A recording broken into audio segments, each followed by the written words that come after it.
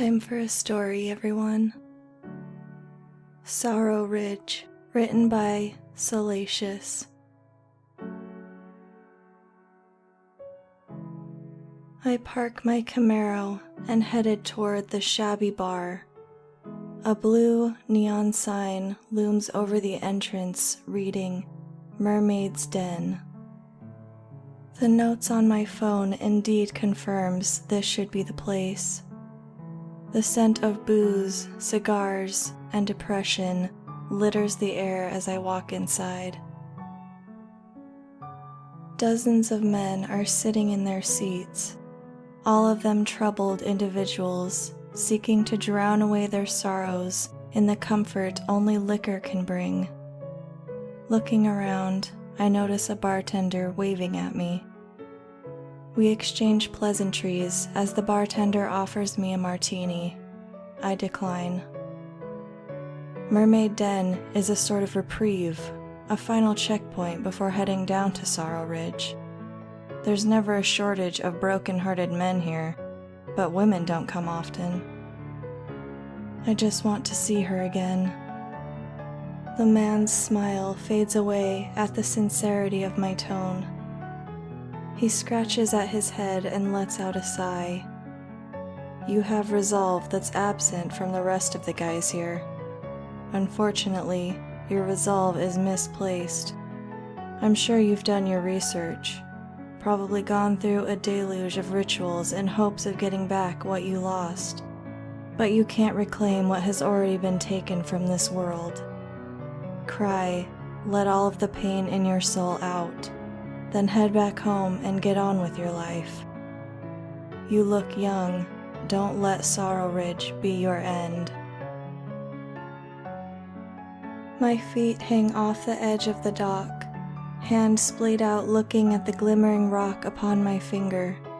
Murky depths yawn below as I await her arrival.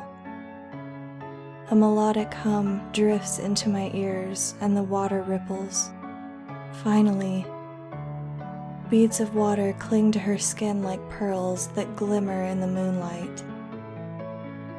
No words were spoken from her except for the entrancing hum that bubbled out of her throat. Yet for some reason, my fingers were cold and clammy. A storm of doubt begins to congregate in my mind, even though I had been so certain moments prior.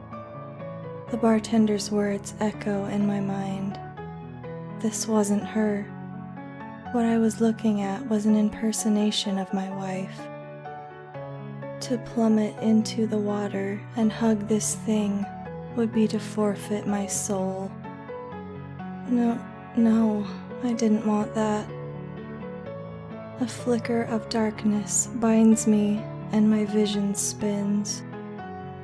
I thrash as the icy pinpricks of death bit into my flesh, submerging me in a tepid prison of water. When I resurface, Sarah, or rather what's impersonating her, is a mere few inches away. Its skull was far too elongated to be Sarah. Eyes a hollow, milky white, grin stretched so wide I could see its jagged teeth stained with sanguine tar. The blaring melody turned into discordant wails of terror as the creature's gnarled fingers caressed my face. There was no escaping. I knew this was to be my end, but I couldn't help but blurt out one last thing before succumbing to my fate as prey to this siren. Sarah, please forgive me. I'm sorry.